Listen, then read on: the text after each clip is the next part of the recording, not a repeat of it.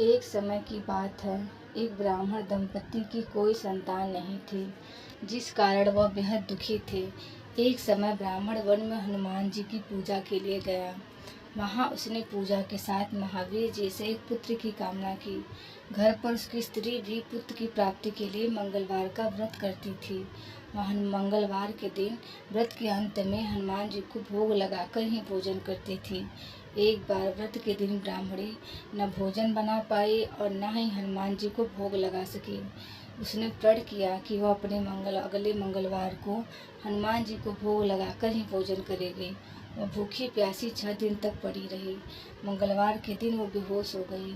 हनुमान जी उसकी निष्ठा और लगन को देखकर प्रसन्न हुए। उन्होंने आशीर्वाद स्वरूप ब्राह्मणी को एक पुत्र दिया और कहा कि तुम्हारी बहुत सेवा करेगा। बालक को पाकर ब्राह्मणी अति प्रसन्न हुई। उसने बालक का नाम मंगल रखा। कुछ समय उपरांत जब ब्राह्मण घर आया तो बालक को देखकर पूछा कि वह कौन है। पत्नी बोली कि मंगलवार व्रत से प्रसन्न होकर हनुमान जी ने उसे यह बालक दिया है। ब्राह्मण को अपनी पत्नी की बात पर विश्वास नहीं हुआ। एक दिन मौका देख ब्राह्मण ने बालक को कुएं में गिरा दिया। घर पर लौटने पर ब्राह्मणी ने पूछा कि मंगल कहाँ है। तभी पीछे से मंगल मुस्कुराकर आ गया। उसे वापस देखकर ब्राह्मण आश्चर्यचकित रह गया। रात को हनुमान जी ने उसे सपने में दर्शन दिए और बताया कि यह पुत्र उसे उन्होंने ही दिया है। ब्राह्मण सत्य जानकर बहुत खुश हुआ।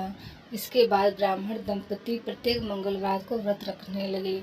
जो मनुष्य मंगलवार व्रत कथा को पढ़ता या सुनाता है और नियम से व्रत रखता है, उसे हनुमान जी की कृपा से सब कष्ट दूर होकर सर्व सुख प्राप्त होता है और हनुमान जी की दया के पात्र बनते हैं।